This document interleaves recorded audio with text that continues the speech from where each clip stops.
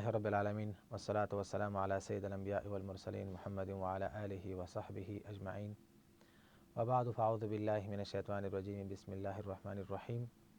والعصر إن الإنسان لفي خسر إلا الذين آمنوا وعملوا الصالحات وتواصوا بالحق وتواصوا بالصبر صدق الله العظيم. اللهم صل على سيدنا محمد وعلى آل سيدنا محمد وبارك وسلم عليه. ګرانو کتونکو السلام علیکم ورحمۃ اللہ وبرکاتہ. قدرمنو د تیرو درسونو په لړ کې منګه د نفلي منځونو ادا ته رسېدلي وو چې مسلمان باید د فرایضو ترڅنګ په نفلي منځونو باندې هم اهتمام ولري. نوافل د فرضي منځونو دپاره ډېر مهم په دې دي چې یو خو په دنیا کې هر څوک چې د فرایضو ترڅنګ نوافل ترسره کوي نه یوازې دا چې د هغه په دنیوي چارو کې به الله تعالی جل جلاله برکت واچوي، ستونزې به الله تعالی ورته حل کړي، د الله تعالی جل جلاله مرسته به ورسره وي، بلکې په دې ذریعه باندې الله تعالی جل جلاله ته انسان نږدې کېږي. د نزدېکت ترڅنګ یو انسان د الله تعالی جل جلاله محبوب بنده جوړیږي چې الله تعالی جل جلاله سره محبت کوي، او د چا سره چې الله تعالی جل جلاله محبت ولري هغه بیا د ناوړو چارو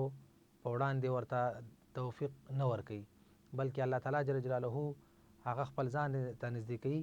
او د هغه د بدن ټول غړي د خپل واک او کنټرول لاندې نیسي او انسان نه پرېږدي چې هغه د ګناه ته نږدې شي. لکه په تیر درس کې چې هغه حدیث ته اشاره وشوه، کله چې هم انسان د فرایضو ترڅنګ په نوافلو باندې اهتمام ولري نو الله تعالی جل جلاله وایي چې د انسان زما محبوب بنده جوړیږي، او کله چې انسان زما محبوب بنده جوړ شي نو زه د هغه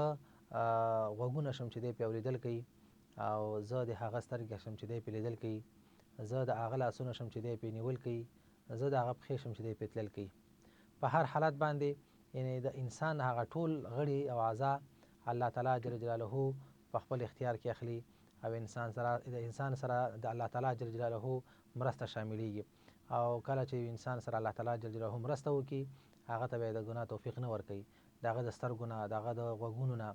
او همدارنګه د هغه د لاس او د پښو د بدن د نورو غړو نه الله تعالی جل جلاله بیا ګناه نه صادروي، د ګناه په وړاندې ورته دیوالونه ایجادوي، ګناه ورته سخته شي. او کله چې کوم انسان د الله نه لرې شي او الله تعالی جل جلاله هغه د خپل ځان نه لرې کړي او انسان په ګناه سره د الله نه لرې کېږي نو بیا الله تعالی جل جلاله د هغه نه د نیکۍ توفیق سلب کړي، د نیکۍ توفیق د ورنه الله تعالی جل جلاله واخلي نو هغه په ګناهونو باندې سر شي. نو د نفلي منځونو په لړ کې موږ په تیر درس کې په تهجد په مانځه باندې خبره وکړه. د تهجد منځ دا ډېر زیات مهم منځ دی، دا منځ په نبی کریم صلی الله علیه وسلم باندې واجب او په امت باندې مستحب دی. دا یو نفلي منځ دی، دا یو اضافه منځ دی او دا د نیکانو صالحانو او د ښو خلکو عادت دی. کوم پیغمبران چې تیر شوي دي، اولیاء کرام چې تیر شوي دي، هغو په دغه منځونو باندې اهتمام درلود. او همداراز په قرآن کریم کې چې د مؤمنو متقیانو صفات کله ذکر کېږي د هغې په لړ کې هم دا وي چې مؤمن مسلمان بنده هغه په نوافلو باندې اهتمام کوي او په تهجد باندې اهتمام کوي. نو د تراویح منځ هم د نفلي منځونو په سلسله کې او په لړۍ کې یو مهم منځ دی چې دا هم قیام اللیل یادیږي. نبی کریم صلی الله علیه وسلم په خپل ژوند کې تراویح ترسره کړي دي او نبی علیه الصلاة والسلام دغه منځ د قیام اللیل په نوم باندې نومولی دی.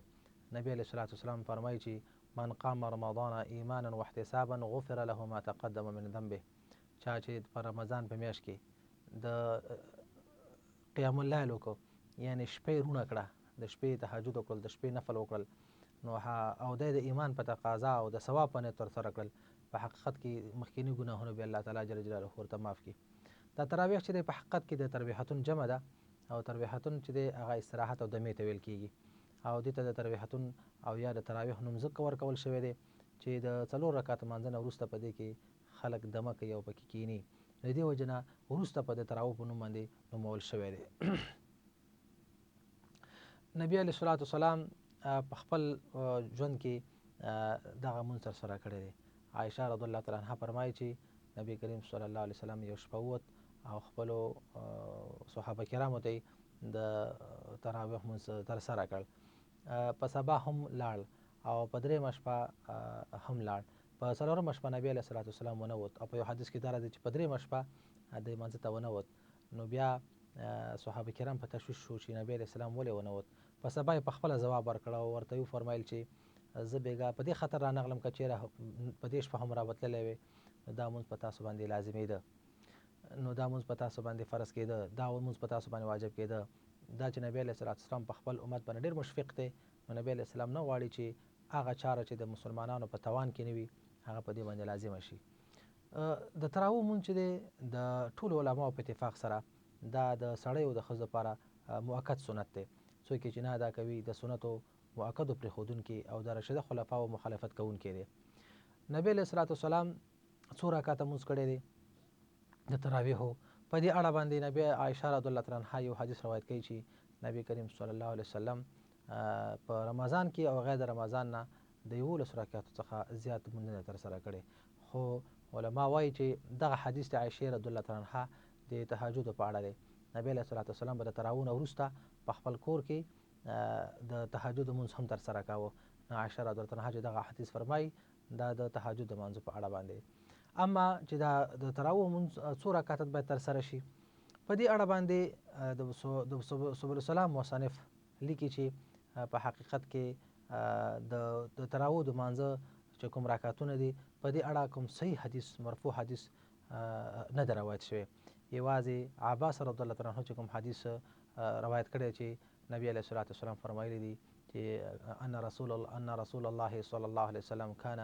یصلی فی رمضان 20 رکعة والوتر. یعنی عبدالله بن عباس رضی الله عنه فرمایي چې نبی علیه الصلاة والسلام به په رمضان کې 60 رکعات ترسره کول، یعنی تراویح 60 رکعات کولې او وتر ورسره هم ترسره کول. خو دا حدیث احمد ضعیف ګڼلی دی او ابن معین چې دی ضعیف ګڼلی دی او همدارنګه بخاري او مسلم او داسې نورو هم د دې په ضعف باندې خبره کړې ده. همدارنګه بل حدیث دی چې هغه عبدالله بن جابر رضی الله تعالی عنه روایت کړی دی چې کان رسول الله صلی الله علیه وسلم صلى بهم 8 رکعات والوتر ثم انتظروه في القابله فلم يخرج الیهم. نبی علیه الصلاة والسلام 8 رکعات ترسره کړل او ورسره یې وتر ترسره کړل. په سبا شپه دوی منتظر و چې رسول الله صلی الله علیه وسلم راوځي، خو نبی علیه السلام راونه وت. دا حدیث هم هغه ضعیف ګڼلی دی. هغه وایي چې په دې اړه باندې د کیمیت او د هغې د عادت په اړه باندې کوم صحیح حدیث موجود نه دی. نو هر کله چې په دې اړه باندې صحیح حدیث نشته دی نو وروسته صحابه کرامو دغه تعداد بیا ټاکلی دی. نو د حدیث چې کوم د عبدالله بن عباس رضی الله تعالی عنهم کوم حدیث عبدالله بن عباس رضی الله تعالی عنهم او عبدالله بن جابر رضی الله تعالی عنهما روایت کړي دي په حقیقت کې دواړه ضعیفه دي. په دې اړه باندې چې کومه صحیح خبره ده چې وروسته عمر فاروق رضی الله تعالی عنه د صحابه کرامو دپاره چې کوم تعداد وټاکه هغه 60 رکعات و. یعنی کله چې عمر فاروق رضی الله تعالی عنه خلیفه شو د خپل په خلافت په وخت کې هغه دا مونځ په خلکو باندې 60 رکعات مقرر کړ. عبدالله بن عباس رضی الله تعالی عنه، علی رضی الله تعالی عنه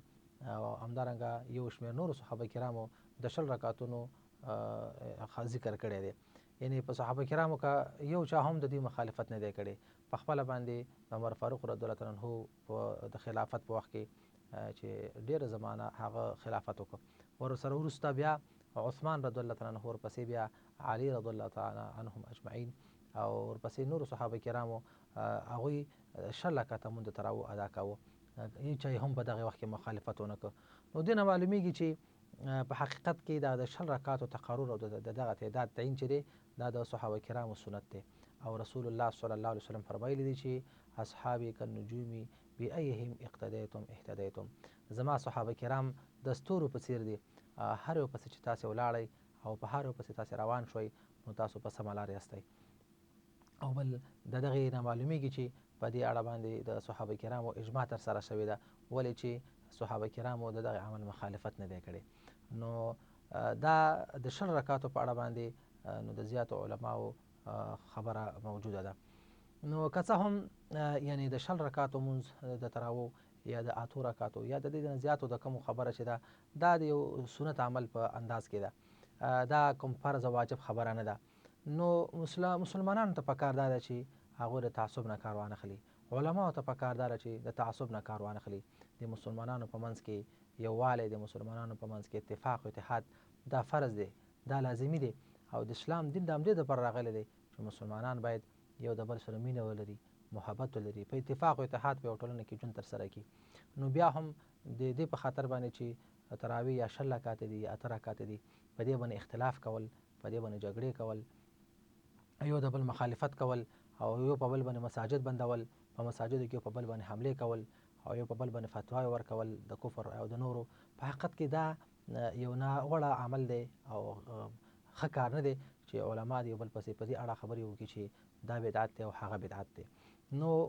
چونکې دا د الله تعالی جل جلاله عبادت دی او د الله تعالی جل جلاله په عبادت کې اخلاص ډېر مهم دی او د اخلاص غوښتنه دا ده چې موږ مسلمانان یو د بل باید مخالفت ونه کړو. که یو څوک 8 رکعاته مونځ کوي د الله د رضا په خاطر کوي، تعصب او ډلې ډلبازۍ په خاطر نه کوي، نو 8 رکعاته د هغو 20 رکعاتو نه ډېر غوره دي چې یو څوک یې په هسې هوایي شکل ترسره کوي او هغه د مانځه په شکل نه ترسره کوي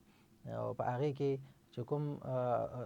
قرآن لوستل کېږي، قرآن په سمه توګه پکې ونه لوستلی شي، د قرآن حق پکې ادا نه شي، په هغې کې د رکوع، د سجدې او د قومې او د جلسې ثابته نه شي، هغه پکې په سمه توګه ترسره نه شي، نو د دغې شي نه بیا د 8 رکعاته ډېر غوره دي. خو که یو څوک 8 رکعاته کوي او که څوک 20 رکعاته کوي دا کوم مهمه خبره نه ده. البته علما لیکي او د علماو اتفاق په دې باندې دی که یو مسجد ته څوک لاړ شي او هغلته 20 رکعاته لمونځ کوونکي پسې یا امام پسې یو څوک نیت د 20 رکعاتو وتړي یعنې لمونځ پسې شروع کړي، نو ټول علما وایي هغه که اهل حدیث دي او که هغه احناف دي او که نور علما دي چې یو نفل چې یو ځای کې ترسره کړي هغه ورباندې واجب ګرځېږي، نو په شروع باندې لازمیږي. نو ټول علماو په دې باندې اتفاق کړی دی چې په کوم مسجد کې 20 رکعاته کېږي او چا په دې امام پسې دې نیت وتړه نو دی به 20 رکعاته ترسره کوي او دا حرام عمل دی، ناروا عمل دی چې یو څوک دی په یو ځای کې چې کوم 20 رکعاته ترسره کېږي یو 2 رکعاته مونځ ترسره کړي او یا 8 رکعاته وکړي او بیا د مسجد نه وځي، نو دا عمل چې د علماو ناروا ګڼلی دی. اوس په تراویحو کې جمع کول څه حکم لري؟ د تراویح لمونځ هم په انفرادي ډول او هم د جماعت په شکل باندې سنت دی، خو په جماعت سره ادا کول یې غوره دي، ځکه رسول الله صلی الله علیه وسلم د تراویح لمونځ په جماعت سره ادا کړی دی او دا چې د 3 شپو څخه په زیاتو شپو کې نه دی ادا کړی تر څو په امتیانو دغه لمونځ په جماعت سره لازم نشي، فرض ورباندې نشي. د احناف په نزد د تراویحو جماعت چې دی دا کفایي سنت دی. که چېرته د یو کلي ځینې خلک په جماعت سره دغه لمونځ ادا کړي د نورو غاړه ورباندې خلاصېږي. نو دغه مونځ چې دی د ډېر ارزښت لري، ډېر اهمیت لري، مسلمانانو ته پکار ده چې په دې باندې التزام ولري. د نفلي مونځونو په سلسله کې یو د څاښت مونځ دی چې دې ته د اشراق مونځ هم ویل کېږي او دې ته د اوابین مونځ هم ویل کېږي او دې ته د ضحا مونځ هم ویل کېږي. دغه نفلي مونځ دی چې د لمر د راختو وروسته د لمر تر زواله ادا شي. دغه لمونځ په حدیثو کې د اشراق، ضحا، اوابین په نامه سره یاد شوی دی. دا ډېرې ګټې لري. په زیات شمېر احادیثو کې دغه لمانځه فضایل او ګټې ذکر شوي دي. په یو حدیث کې راغلی دی چې څوک د لمر د راختو وروسته دغه 2 رکعاته لمونځ ادا کړي د پوره حج او عمرې ثواب ورکول کېږي. په دې هکله رسول الله صلی الله علیه وسلم فرمایلی دي من صلى الغداة في جماعة ثم قعد يذكر الله حتى تطلع الشمس ثم صلى ركعتين كانت له كأجر حجة وعمرة قال رسول الله صلی الله علیه وسلم تامة یعنی څوک چې د سهار مونځ په جمع سره وکړي بیا یې کښېني د الله ذکر کوي تر دې چې لمر راوخیږي او بیا 2 رکعاته مونځ ادا کړي، په حقیقت کې دغه دپاره د یو حج یو عمرې اجر ورکول کېږي. صحابي روایت کوي چې نبی علیه السلام په دغه اثر کې دا هم وفرمایل چې د پوره حج او عمرې اجر ورکول کېږي، د پوره حج او عمرې اجر ورکول کېږي، د پوره حج او عمرې اجر ورکول کېږي، یعنې د بشپړې اجر عمرې او حج اجر ورکول کېږي، په دې کې به څه کمی نه راځي. نو دا ډېر زیات یو مهم عبادت دی او مسلمانانو ته پکار ده چې په دې باندې التزام ولري. په یو بل حدیث کې داسې راغلی دی چې د ضحا یا څاښت لمونځ د ګناهونو کفاره ده. رسول الله صلی الله علیه وسلم په دې هکله فرمایلی دي. نبی علیه السلام فرمایي چې من قعد فی مصلاه حين ينصرف من صلاة الصبح حتى يسبح ركعتي الضحى لا يقول إلا خيرا غفر له خطاياه وإن كانت أكثر من زباد البحر. یعنی یو څوک چې د سهار منځو کې او په خپل مانځه ځای باندې کینی تر دې پورې چې د سهار لمر راوخیږي او بیا 2 رکعته مونځ ادا کړي، د ضحا مونځ ادا کړي او په دغه ناسته کې د خیر نه بغیر نورې خبرې نه وي کړي، د الله وایي د ټول ګناهونه به ورته معاف شي ولو که د بحر د ځګ څخه هم زیات وي. نو معنا دا شوه چې دا د ګناهونو د بخښنې او د درجو د لوړولو په خاطر باندې یو ډېر مهم عبادت دی. او په بل حدیث کې د دې ذکر داسې راغلی دی چې یو څوک د سحر د مانځه نه وروسته کینی او بیا سحر د لمر د راختو نه وروسته د 4 رکعته مونځ ادا کړي، په حقیقت کې به د ټولې ورځې ستونزې او مشکلات به الله ورته حل کړي. په دې اړه باندې حدیث دی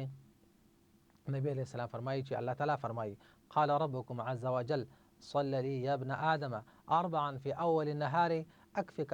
آخره. معنا دا شو چې ای بني آدمه ته زما په خاطر باندې 4 رکعته مونځ ادا کا د ورځې په پیل کې، نو ستا د ټولې ورځې دپاره زه کافي کېږم او تر پایه د شپې د دې ورځې دپاره ستا دپاره زه کافي یم. یعنې زما مرسته تا سره مرسته تا سره مل ده. دا 4 رکعته باید ادا شي، کم یې 2 رکعته دي او زیات یې 8 رکعته دي. رسول الله صلی الله علیه وسلم په دې عمل ثابت دی، د دې نه د نبي علیه السلام نه دا عمل ثابت دی او 12 رکعته هم د هغه په وینا سره راغلي دي. د نفلي منځونو په سلسله کې یو هم د تسبیح منځ دی او د دې اذکار دي. د تسبیح منځ د نورو منځونو څخه یو ځانګړی لمونځ دی چې رسول الله صلی الله علیه وسلم خپل تره عباس رضی الله تعالی عنه ته د هغې ځانګړې لارښوونه کړې او د هغې د اجرونو او ثوابونو څخه یې خبر کړی دی. نو مسلمان بنده باید له دغه مانځه څخه غافل پاتې نه شي او د ثوابونو څخه یې برخمن شي. اکرمه رضی الله تعالی عنه فرمایي چې عبدالله بن عباس رضی الله تعالی عنه څخه روایت کوي چې رسول الله صلی الله علیه وسلم زما پلار یعنی عباس رضی الله تعالی عنه ته وویل چې ای عباس یا عماه الا اعطيك الا امنحك الا احبوك الا افعل بك 10 خصال اذا انت فعلت ذلك غفر الله لك ذنبا اوله واخره قديمه وحديثه خطأه وعمده صغيره وكبيره سره وعلانيه 10 خصال أن تصلي 4 ركعات تقرأ في كل ركعة فاتحة الكتاب وسورة فإذا فرغت من القراءة إلى آخر الحديث. يعني عباس رضی الله عنه ته نبی علیہ السلام خاطب شو ورته چې ای زما تره آیا زه تاسو ته یو تحفه د ډالۍ در نکم، تاسو ته یو هبه در نکم او هغه که ته وکړې نو په دې سره به الله تعالی جل جلاله ته مخکینی او وروستني ګناهونه او همدارنګه نوي او زاړه ګناهونه، هغه چې تا په قصد سره کړي وي، هغه چې تا په خطا سره کړي وي، هغه چې تا واړه ګناهونه تر سره کړي وي، هغه چې تا لوی ګناهونه تر سره کړي وي، هغه چې دی په پټه تر سره کړي دي او هغه چې دی په ښکاره باندې تر سره کړي دي، نو هغه به الله جل جلاله ته معاف کړي. هغه طریقه دا ده چې ته به 4 رکعاته مونځ کې او په هر مانځه کې په هر رکعت کې به سورت فاتحه ولولې او ورسره به یو سورت ولولې. کله چې دینه فارغ شوي نو په لومړي رکعت کې به دغه نه وروسته د سورت د لوستل نه وروسته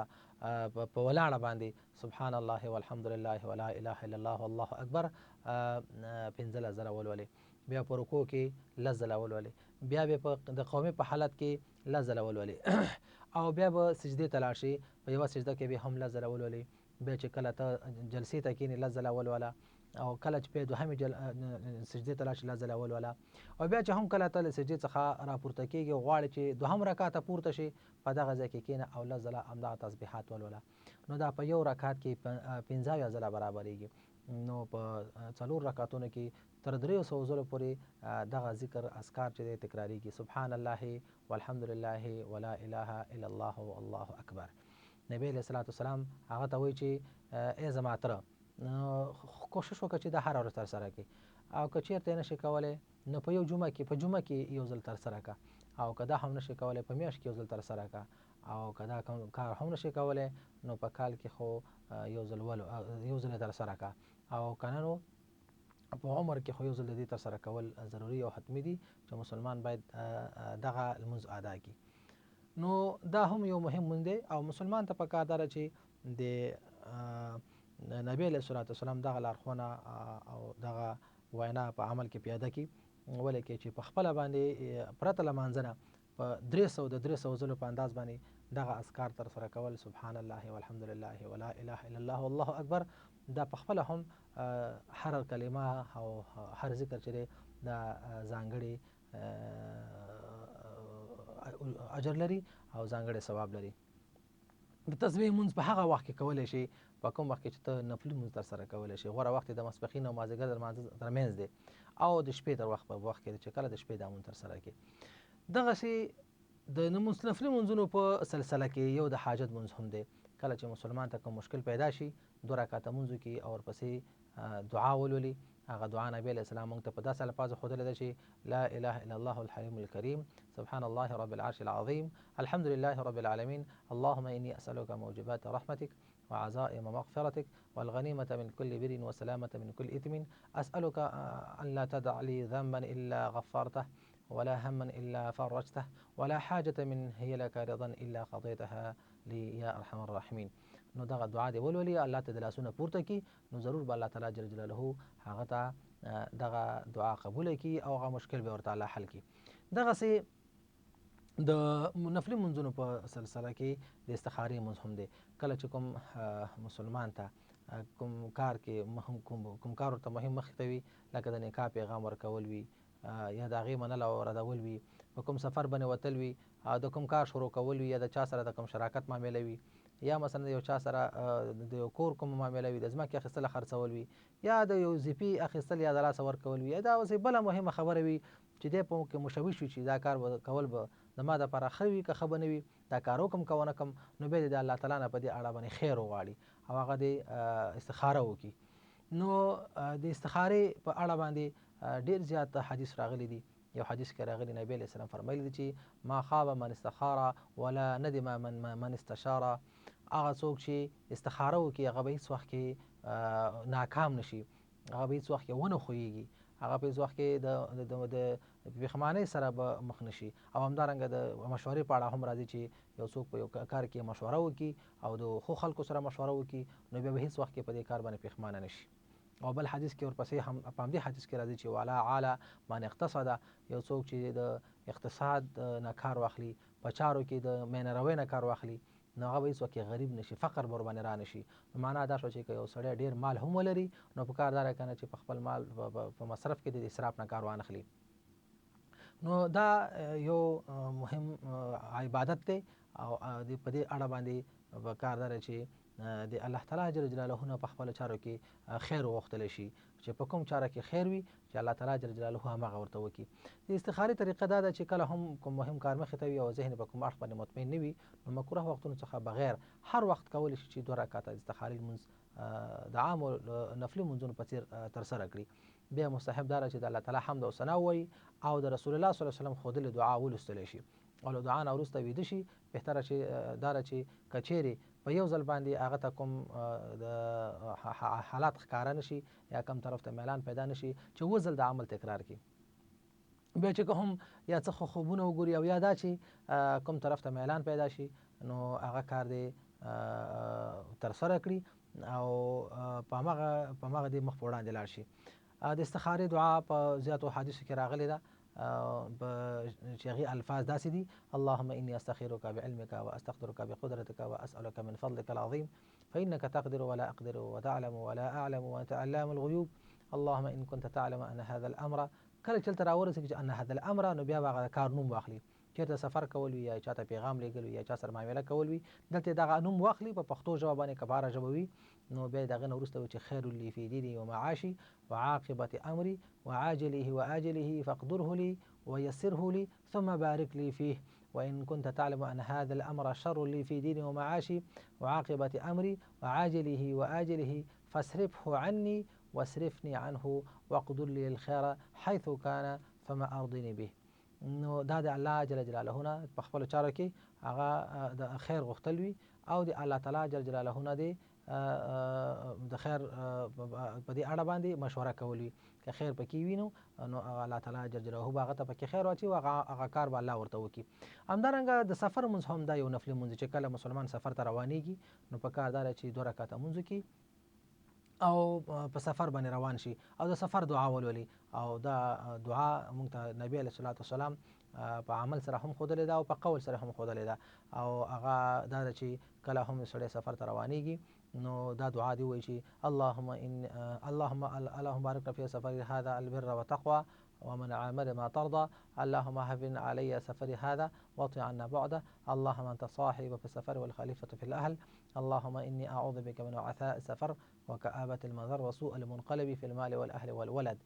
داسې مختلفې دعاګانې راغلي دي. درنګه که یو سړي نه ګناه وشي د ګناه نه وروسته باید توبه وباسي او د توبې 2 رکعته لمونځ ترسره کړي، دا هم نفل لمونځ دی او دا نفل لمونځ دی او نبی علیه الصلاۃ والسلام دا موږ ته په عمل کې ښودلی دی. د دې نه بغیر نور نفلي لمونځونه هم نبی کریم صلی الله علیه وسلم موږ ته ښودلي دي. نبی علیه السلام فرمایي چې تاسې خپلو کورونو څخه قبرونه مه جوړوئ، نو تاسې خپل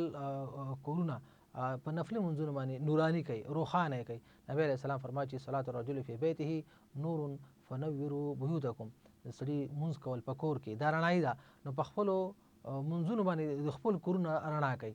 دارنګه چې کله یو سړی اودس وکړي د اوداسه نه وروسته 2 رکعته نفل کول دا 2 رکعته مونځ کول دا نفل دی او دا مستحب دی. د لمانځه ته د تحیة الوضو ویل کېږي چې ډېرو فضیلتونه لري. رسول الله صلی الله علیه وسلم فرمایلی دی چې من توضأ فأسبغ الوضوء ثم صلى ركعتين يتمها اعطاه الله ما سأل معجلا او مؤخرا. څوک چې اودس وکړي او صحیح اودس وکړي بیا د هغې نه وروسته 2 رکعته مونځ وکړي نو په حقیقت کې به الله تعالی جل جلاله هغه ته څه چې غواړي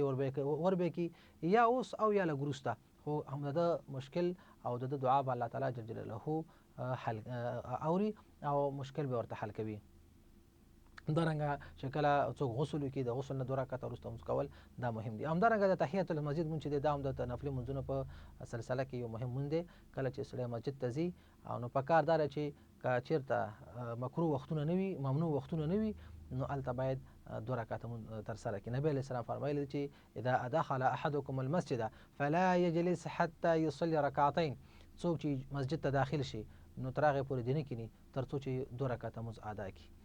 نو دې ته د تحیة المسجد مونځ ویل کېږي او دا د صحابه کرامو عموما